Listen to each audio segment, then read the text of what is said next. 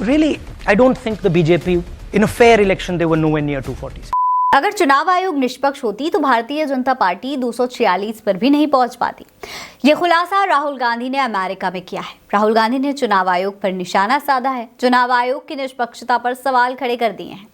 नमस्कार दोस्तों, लोकसभा चुनाव के दौरान सभी ने देखा किस तरीके से चुनाव आयोग पर सवाल खड़े हुए। कई ऐसे मामले भी सामने आए जिसमें वोटिंग को प्रभावित करने या फिर ईवीएम से छेड़छाड़ करने के आरोप लगे। विपक्ष ने चुनाव के दौरान ये मुद्दा काफी उठाया था। आपने देखा होगा, याद होगा कि समाजवादी पार्टी भी लगातार अपने ट्विटर हैंडल से ऐसे मुद्दों के बारे में ट्वीट कर रही थी। वहीं कांग्रेस ने भी ईवीएम के मुद्दे को जमकर उठाया था, काफी प्रोटेस्ट भी हुआ था, चुनाव आयोग से भी सवाल खड़े किए गए थे, संज्ञान लेने की मांग भी की गई थी। लेकिन तमाम बातों के बावजूद चुनाव आयोग पर यह आरोप लगता रहा कि वो इन मुद्दों को, इन घटनाओं को नजरअंदाज कर रही है क्योंकि भारतीय जनता पार्टी को इससे नुकसान हो सकता है।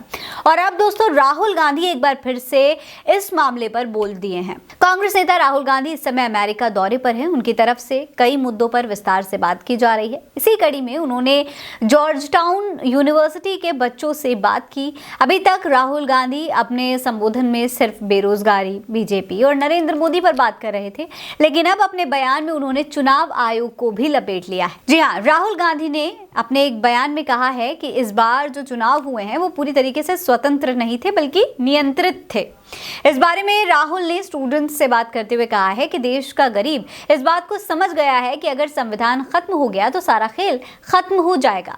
गरीब इस बात को भी समझ गया है कि असल लड़ाई जो है वो संविधान बचाने वालों और संविधान को खत्म करने वालों के बीच की थी।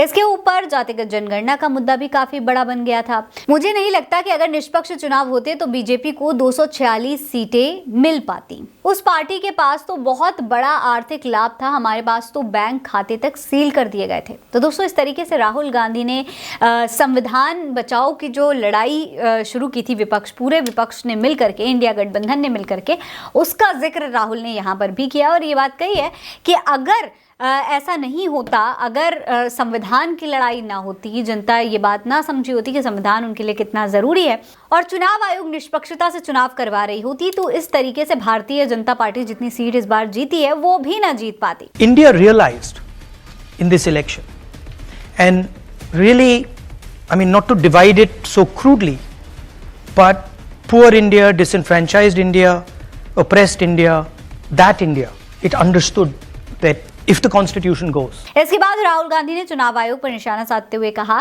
कि चुनाव आयोग तो सिर्फ उतना कर रहा था जितना बीजेपी चाहती थी। पूरा अभियान ही ऐसे तैयार हुआ था कि पीएम मोदी आराम से अपना काम कर सके। मैं इस चुनाव को स्वतंत्र चुनाव के रूप में नहीं देखता हूं, बल्कि इसे एक नियंत्रित चुनाव के रूप में देखता हूं। अब राहुल गांधी का यही बयान देश में नए सियासी भूचाल की नींव रख सकता है। असल में दोस्तों राहुल गांधी का बयान दिखाता है कि देश में चुनाव निष्पक्ष नहीं थे। लोकतंत्र के सबसे बड़े पर्व में ठीक तरीके से चुनाव नहीं करवाए गए। And really, I don't think the BJP, in a fair election, they were nowhere near 240. No way. I mean, I'd be surprised if they had a financial, huge financial advantage. They had locked our bank accounts for one, but huge war chest. The election commission was doing what they wanted. I mean, the entire campaign was structured so Mr. Modi could, do his thing across the country. States where they were weak were designed differently than states where they were strong.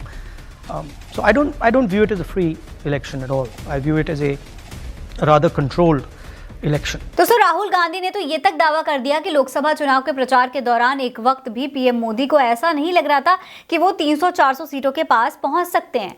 जब उन्होंने बोल दिया था कि उनका सीधा संपर्क भगवान के साथ है, इसे उन्होंने अपनी पहली जीत के रूप में देखा था। वैसे नेता प्रतिपक्ष ने एक तरफ पीएम मोदी को निशाने पर लिया है, वहीं दूसरी तरफ विदेशी धरती से जातिगत जनगणना का जो मुद्दा है वो भी उठाया है। उनका तर्क यही था कि देश की 90% आबादी की जो भागीदारी है वो काफी कम है, उनकी सामाजिक और वित्तीय स्थिति समझना जरूरी है। ऐसे में अब राहुल गांधी ने जिस तरीके से चुनाव आयोग पर सवाल खड़े किए हैं, वो भी विदेशों में जाकर के, जिस तरीके से उन्होंने लोकतंत्र के बारे में बात की है, उससे भारत की लोकतंत्र, भारत एक ऐसा देश जिसे सबसे बड़ा लोकतांत्रिक देश माना जाता है, वहां के लोकतंत्र पर राहुल गांधी ने जिस तरीके से मुद्दा खड़ा किया है, चुनाव आयोग की निष्पक्षता पर सवाल उठाए हैं, उसके बाद चुनाव आयोग के लिए ये बेहद जरूरी हो गया है कि कि वो इसे मुद्दा बनाने के बजाय राहुल गांधी की बात को ध्यान से समझें, उनकी बात को गलत साबित करके दिखाएं, ना कि उस पर तर्कबाजी करें।